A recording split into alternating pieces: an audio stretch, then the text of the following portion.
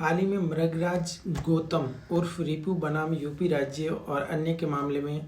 इलाहाबाद उच्च न्यायालय ने माना है कि यौन अपराधों से बच्चों का संरक्षण अधिनियम 2012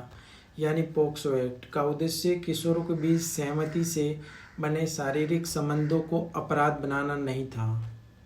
मृगराज गौतम उर्फ रिपू बनाम उत्तर प्रदेश राज्य और अन्य के मामले में कोर्ट द्वारा कहा गया है कि अभियोजन पक्ष द्वारा कहा गया कि आवेदन किया है जिन्होंने और अन्य आरोपी व्यक्ति के साथ मिलकर 13 मई 2023 की रात को 15 वर्षीय नाबालिग लड़की को बहला फुसलाकर भगाया गया। आरोपी पर भारतीय दंड संहिता 1860 यानी आईपीसी की धारा 363, 366 और पॉक्सो अधिनियम की धारा 7 और 8 के तहत मामला दर्ज किया गया था। आवेदक 18 मई 2023 से जेल में बंद था और इसलिए इलाहाबाद हाई कोर्ट के समक्ष जमानत याचिका दायर की गई। आरोपी के वकील ने तर्क दिया कि आवेदक को अनावश्यक परेशान करने और उसे पीड़ित करने के लिए वर्तमान मामले में झूठा फंसाया गया था। हाई कोर्ट उच्च न्यायालय ने आरोपी की जमानत को मंजूर कर दिया, एक्सेप्ट कर दिया और इस पर न्यायालय द्वारा कहा गया, न्यायमूर्ति कृष्ण पहल ने कहा कि पोक्सो अधिनियम 18 वर्ष से कम के बच्चों को यौन शोषण से बचाने के लिए बनाया गया था, लेकिन आजकल यह अक्सर उनके शोषण का एक साधन सा बन गया है, उनको परेशान करने का साधन सा बच गया है। इस अधिनियम का उद्देश्य किशोरों के बीच सहमति से बने रोमांटिक संबंधों को अपराध बनाना कतई नहीं था।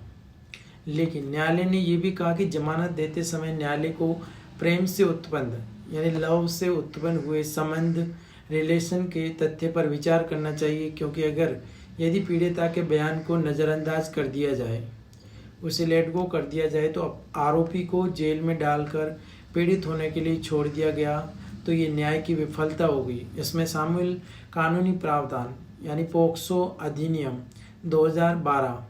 ये अधिनियम वर्ष 2012 में महिला एवं बाल विकास मंत्रालय के तहत पारित किया गया था। ये बच्चों को यौन उत्पीड़न, यौन प्रहार और अश्लील साहित्य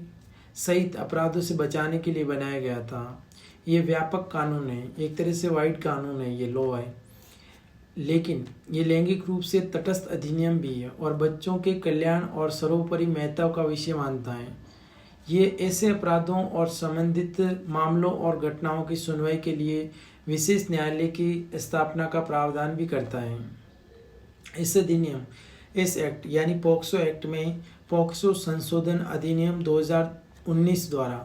प्रवेशन यौन उत्पीड़न और गंभीर प्रवेशन यौन उत्पीड़न के अपराधों के लिए सजा के रूप में मृत्युदंड की शुरुआत भी की गई है। धारा 7 ये बताती है कि लैंगिक हमला, जो कोई लैंगिक आशय से बच्चे की योनि, लिंग, गुदा, स्तनों को स्पर्श करता है या बच्चे से ऐसे व्यक्ति या किसी अन्य बच्चे की योनि, लिंग, गुदा या स्तन का स्पर्श कराता है या लैंगिक आशय से कोई अन्य कार्य करता है जिसमें प्रवेशन किए बिना शारीरिक संपर्क स्थापित करता है, अंतर्ग्रस्त होता है, लैंगिक हमला कहलाता है। ये कहा जाता है और धारा 8 में बताया गया कि लैंगिक हमले के लिए जो दंड लैंगिक हमला करेगा दोनों में से किसी भांति के कारावास से जिसकी अवधि 3 वर्ष से कम नहीं होगी, किंतु जो 5 वर्ष तक की हो सकेगी, दंडित किया जाएगा। मतलब 3 से 5 साल तक की सजा हो सकती है। जुर्माने से भी दंडित होने का प्रावधान किया गया है। भारतीय दंड संहिता यानी आईपीसी की धारा 363, भारतीय दंड संहिता की धारा 363 ये बताती है कि यदि कोई व्यक्ति भारत से या किसी कानूनी अभिभावक की संरक्षता यानी पेरेंट्स के अंडर किसी व्यक्ति का अपहरण हो जाता है तो उसे किसी एक अवधि के लिए कारावास की सजा जिसे 7 वर्ष तक बढ़ाया जा सकता है और साथ ही साथ वह आर्थिक रूप से दंडित भी किया जा सकता है, आर्थिक रूप से भी उत्तरदायी होगा। धारा 366 ये बताती है आईपीसी की अपहरण, व्यापरण या महिला को शादी के लिए मजबूर करने आदि से संबंधित जो कोई भी किसी स्त्री का या उसकी इच्छा के विरुद्ध जाकर किसी व्यक्ति से विवाह करने के लिए उस स्त्री को विवश करने के आशय से या वह विवश की जाएगी, ये संभाव्य जानते हुए उसको पता है अवैध संभोग करने के लिए उस स्त्री को विवश करना या बहला के फुसला के या वह स्त्री अवैध संभोग के लिए विवश करना या बहक जाएगी ये संभावित जानते हुए किसी का अपहरण व अपहरण करना, तो उसे किसी एक अवधि के लिए कारावास की सजा जिसे 10 वर्ष तक बढ़ाया जा सकता है, साथ ही साथ आर्थिक दंड से भी दंडित किया जाएगा। और जो कोई संहिता का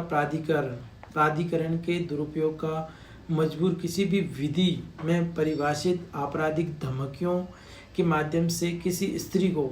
यानी किसी वुमेन को किसी अन्य व्यक्ति किसी अदर पर्सन से कोई भी इलीगल सेक्सुअल एक्टिविटी करने के लिए विवश करने या बहकाने के आशय से या वह स्त्री विवश या बहक जाती है या जाएगी ये जानते हुए उसकी संभावना है उस स्त्री को किसी स्थान से जाने के लिए उत्प्रेरित करता है, ले जाने या जाने के लिए उपरोक्त प्रकार के सभी दंड किया जाएगा, तो वो पोक्सो एक्ट और आईपीसी के अंडर ऑफेंस होता है। लेकिन हाई कोर्ट द्वारा कहा गया है कि जो लव रिलेशन में बने गए लव रिलेशन के दौरान जो बने गए संबंध है उनको पोक्सो और 363 और 366 आईपीसी के तहत